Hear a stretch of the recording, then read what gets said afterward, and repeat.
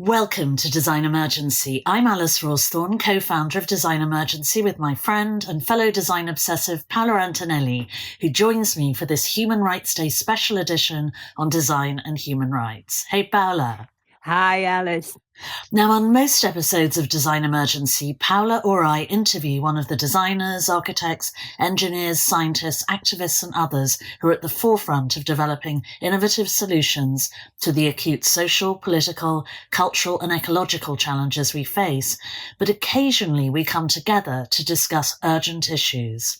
And tragically, Human Rights Day 2024 comes at a terrifying time when what the United Nations describes as rights inherent to all human beings, regardless of race, sex, nationality, ethnicity, language, religion, or any other status, face unprecedented pressures. Take the escalation of conflicts across our planet, triggering a global refugee crisis in which the number of forcibly displaced people has trebled in the last decade to a historic high of over 120 million, plus ever greater threats to democracy and the human, economic, and environmental devastation caused by the climate emergency, with grave consequences for our rights and freedoms. In this episode, Paola and I will share examples of how, despite these mounting pressures, design is helping to produce proven ways of defending and strengthening human rights in some of the most vulnerable parts of our planet. And you'll find images of the projects we'll discuss on our Instagram grid at design.emergency, and we'll start with Paola and the design response to the ever more heinous humanitarian catastrophe in Gaza. Indeed, terrifying. And there is no shortage of areas that light up when one scans the world for human rights violations. But Gaza is one of the darkest cases. The Israeli invasion has worsened an already dire humanitarian situation, leading to severe shortages of water, fuel, food, and electricity. And these shortages have made access to life-saving health care increasingly difficult.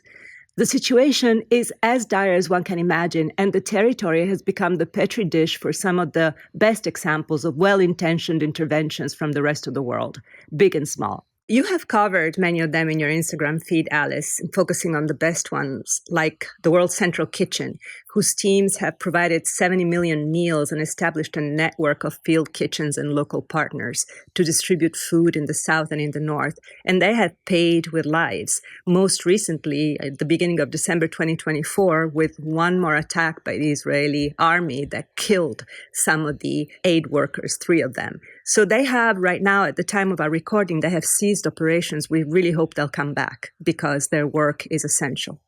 And then there's the BBC Lifeline service radio in Arabic that launched in November 2023, or to talk about more localized example, Forensic Architecture's Cartography of Genocide, a detailed Israeli military conduct survey in Gaza since October 2023.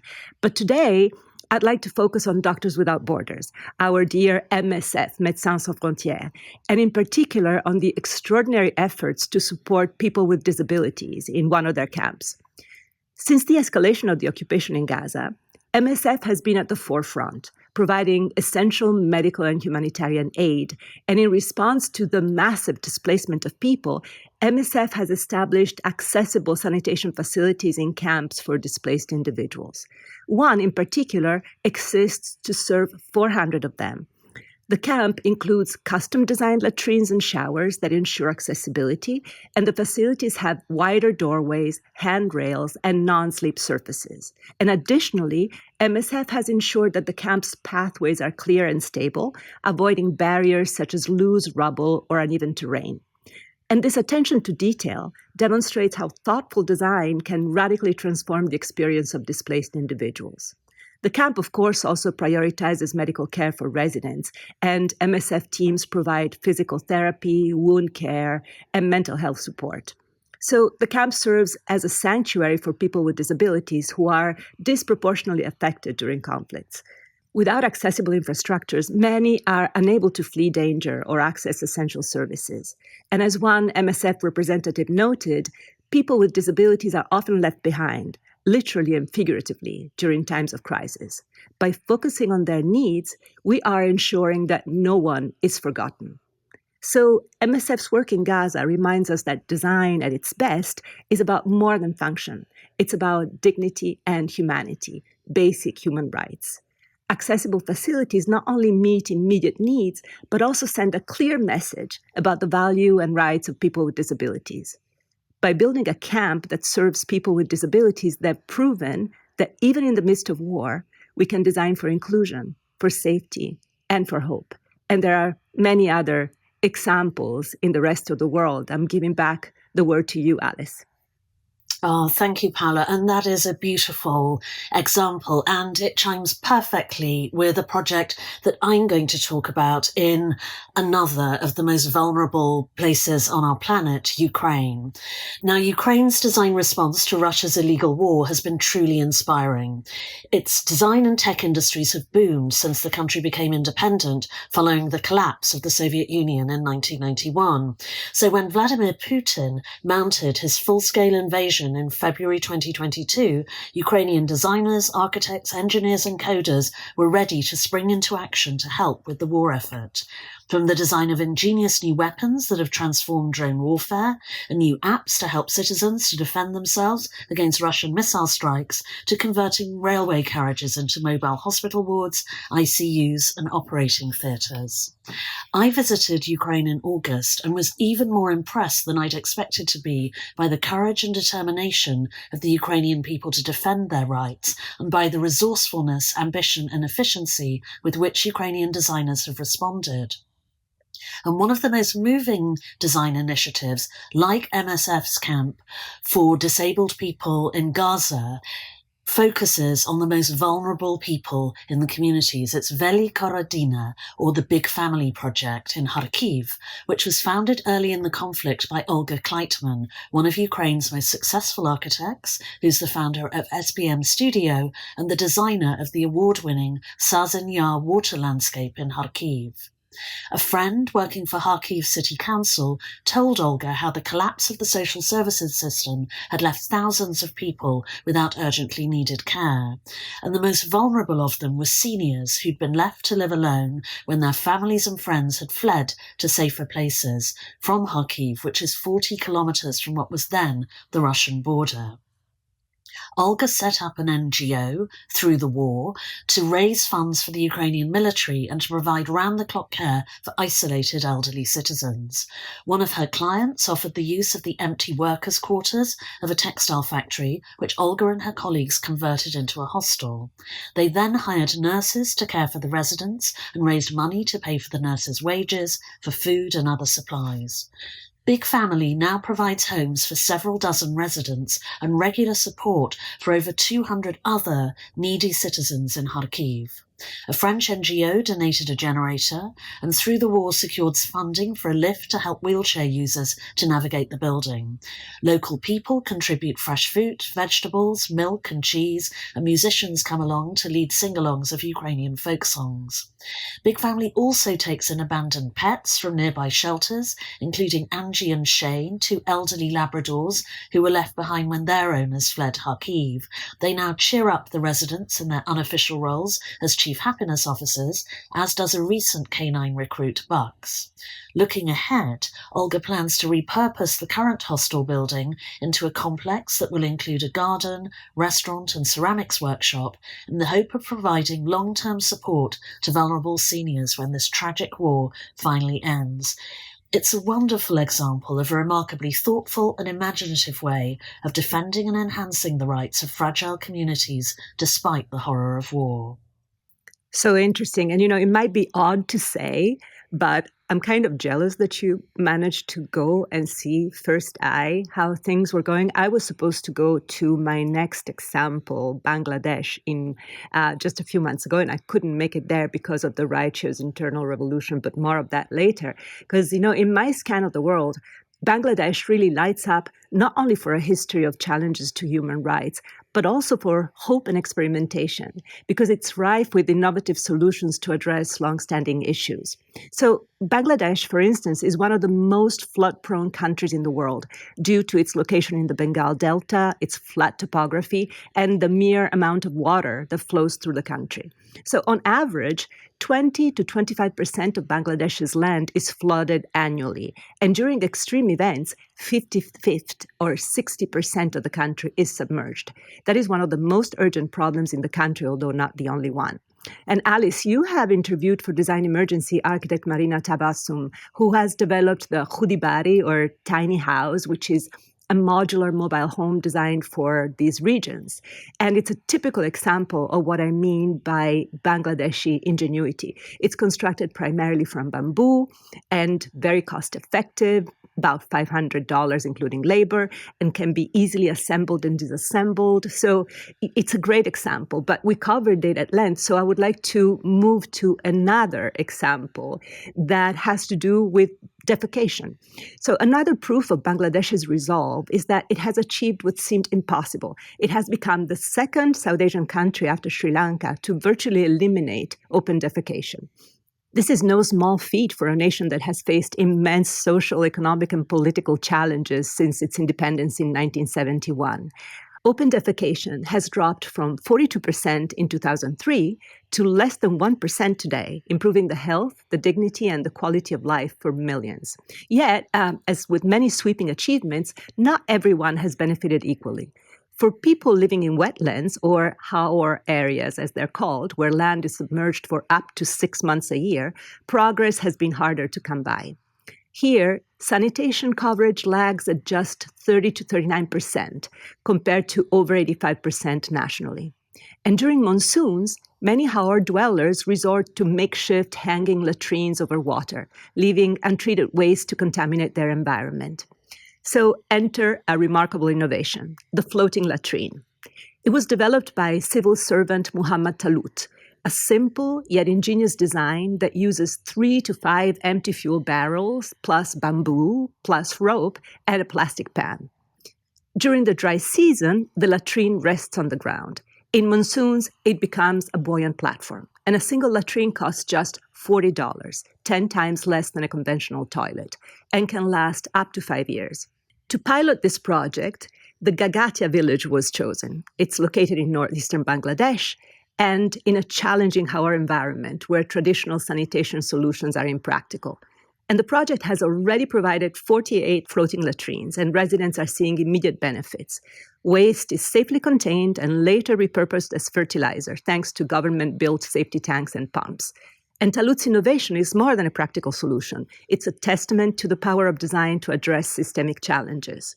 His project is not only ingenious, but also it involves the community, empowering local people to take ownership of the design and implementation. It's low cost and scalable, and it has real impact without unnecessary complexity, typical Bangladeshi creativity and design.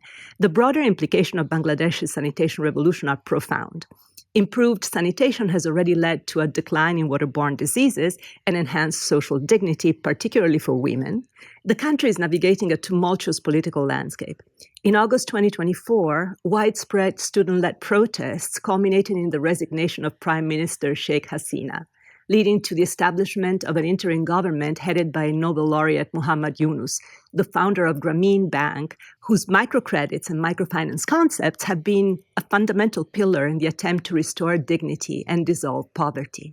The next challenge? Ensuring that no one is left behind, whether in our wetlands, urban slums, or remote hills regions. Well, that was a wonderful account of the design ingenuity and resourcefulness in Bangladesh, and also a seemingly simple design solution that, as you rightly say, has profound implications, not only for health in the country, but restoring dignity and human rights.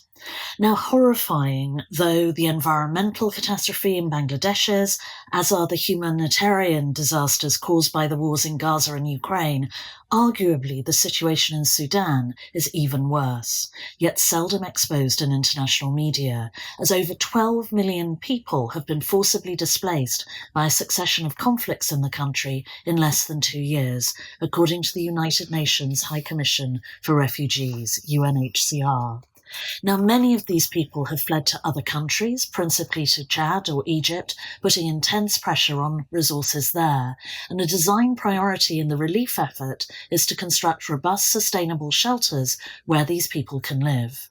The UNHCR has led the emergency response, but as Francesca Coloni, chief of the technical support section of its Division of Resilience and Solutions, told me on a recent Design Emergency podcast, it's been determined to do so in collaboration with the Sudanese refugees, rather than to impose standardized Western solutions on them.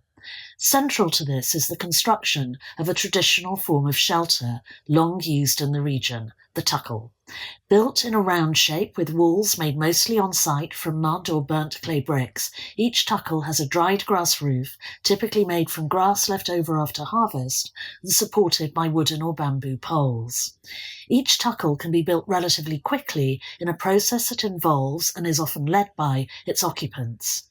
As well as enabling them to acquire useful, potentially employable skills, this allows them to take crucial decisions about the use of different spaces in their future homes. They can also personalize their tuckles, say by painting flowers or mountains on the mud walls, and its traditional form is a constant reminder of their cultural identities, a hugely important component of human rights. As Francesca explained, ideally, refugees will be increasingly involved in the design and construction of future UNHCR shelters all over the world, both long-term and short-term. All of these examples are great also because they directly connect to part of the Universal Declaration of Human Rights, in particular, the ending part that declares the right to an adequate standard of living, including housing and sanitation. But I also think it's interesting to just think of what you said, the fact that the world does not really know what goes on in places like Sudan and how designers can do more about it. And also how they can do more to expand the circle of dignity. And in this particular case, I would like to talk about expanding it to the rest of nature. Because what about the rest of nature? We are part of nature. And is protecting nature a prerequisite to all of our rights as humans? So I'm moving now to Oceania to consider the declaration through a broader lens, one that also takes into account the rights of other species and ecosystems. Coral reefs. Coral reefs are vital to marine biodiversity and house over 25% of all marine species. Reefs are integral to local communities, support fisheries, tourism, and coastal protection. However, they face severe threats from climate change, overfishing, and pollution, leading to the loss of approximately 14% of the world's coral since 2009. In response, Oceania has become a hub for pioneering coral restoration initiatives like the Coral Nurture Program in Australia, which collaborates with First Nations communities to rehabilitate damaged reefs by attaching coral fragments using natural adhesives.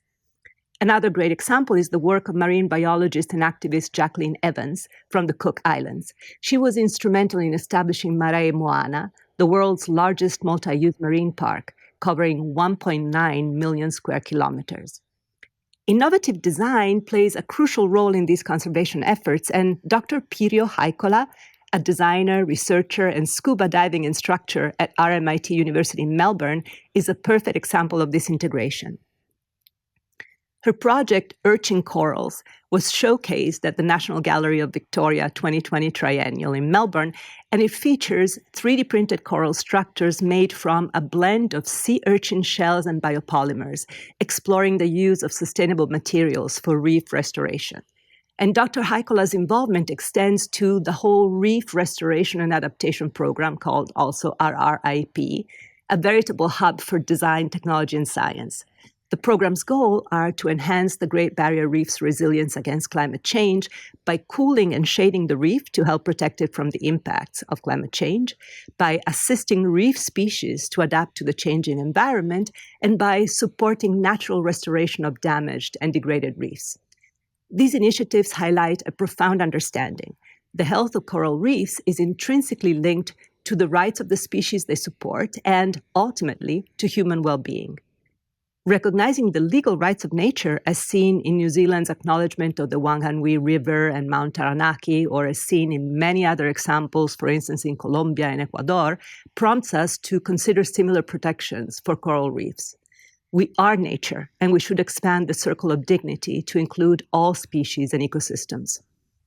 Well, so we should, and it will be very interesting to see how quickly the United Nations changes the wording of its Declaration of Human Rights, and indeed perhaps the wording of the phrase itself, to incorporate all other species. Now, important though it is to celebrate these successful design interventions in the battle to safeguard our human rights and the rights of others, it's equally useful to investigate why other, equally well-intentioned endeavours have failed in order to avoid repeating them. An exemplar in this is the immersive design research undertaken by the Dutch architect and design emergency interviewee Jan Willem Petersen. He began by assessing the efficacy of Task Force Oryzgan, an ambitious, hugely expensive Dutch and Australian-funded post-conflict reconstruction program in Afghanistan, which was built before the Taliban's recent return to power. Task Force Oryzgan constructed new schools, clinics, roads, police stations, mosques, factories and an airport in Oryzgan, a desolate region of Afghanistan stricken by decades of poverty and warfare. Jan decided to travel there to speak with local people in order to analyse whether the new infrastructure was fit for purpose, and to do this he founded a non-profit, Specialist Operations, as a design research agency in Amsterdam after he graduated from the Architectural Association in London.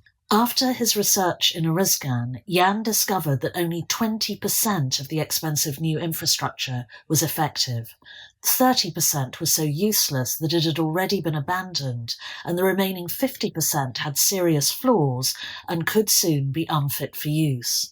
The principal reason was the design errors made by Western designers who had ignored the local context, which is, of course, the commonest cause of the failure of so many humanitarian design endeavours now and in the past. An example in Oryzgan is the 5 schools that were built in Ali Shirzai, a village of just 3,500 people. As there were too few kids to fill the schools, which should have been evident to the architects, engineers and designers had they bothered to check, all those schools now stand empty. Another example is a smooth new asphalt road, which was originally built for military use and then handed over to the local community, only to cause multiple crashes, deaths and injuries because Oryzgan drivers were accustomed to driving on rough tracks and couldn't control their vehicles on the new road. Local people were so distraught, not least by the deaths and injuries that were caused, that they vandalised large tracts of the road so these accidents would stop. Now, most analyses of projects like this are conducted by development economists or government auditors, who are, of course, admirably equipped to identify errors in their own fields, but may very easily miss the design flaws that can cause serious problems, as they did in Oryzgan. Jan used his design knowledge to spot them and, crucially, to suggest ways of avoiding repetitions. And he is now advising the Dutch Army, the Dutch Royal Military Academy, NATO and UN Habitat on how to improve the design of programs like this in future. Now, work like Jan's could prove crucial in preventing yet more costly, sometimes lethal, design débâcle, and in ensuring that future humanitarian design responses, like Task Force Oryzgan, are properly planned and executed in close collaboration with their users in order to safeguard and strengthen rather than imperil our human rights. Your narration really reminds me of so many years and dozens of failures by the United States Peace Corps, with some resounding successes when the officers really worked with local communities. So good to understand all this. Well intentions and good intentions are not enough. But so in today's world, clearly the connection between design and human rights has never been more urgent or more dramatic. You know our motto, every emergency is a design emergency, and we can help. From Afghanistan to Sudan to Gaza to Oceania, we're witnessing how the built environment, technology, and infrastructure can mean the difference between safety and peril, between inclusion and exclusion, between survival and loss. In Gaza, homes and schools have turned to rubble, yet the resilience of design persists in shelters, planned and improvised, and in networks that aim to protect life. In Sudan, refugees flee violence with only what they can carry, relying on temporary camps that demand swift, empathetic design solutions to provide clean water, sanitation, and dignity. And in Afghanistan, women are being erased from public life, even as designers around the world ask how they can create spaces, physical and digital, that protect women's voices, their safety, and their rights. These crises reveal the harsh reality that bad design or lack of it can perpetuate human suffering. It certainly is only one part of these catastrophes, but it is a part that can make a difference, because these examples also show how intentional, thoughtful design can play a role in resistance and recovery. So as we close today's episodes, let's reflect on this. Design is not neutral. It's either working for justice and for rights or against them. Let's keep designing good questions. For instance, how can design save lives? How can we expand the circle of dignity? How can design unveil injustice? How can we give a voice to those directly impacted, and much more? The Universal Declaration of Human Rights was a monumental step in recognizing human dignity, which is imperiled every way all over the world. We have only touched on a few glaring examples, but you should look in your own backyard, and chances are you will find something to work on. If you're moved to learn more about the examples we have cited, check our Instagram feed where we will publish posts and images related to them. But also, download a copy of the declaration and keep it handy. Share this episode, spark a conversation, or better yet, use your skills, your network, and your influence to demand better design for a better world. Together, we can transform the tools of design into tools of justice. And until next time in the next episode, stay curious, stay compassionate, and continue designing for a better future.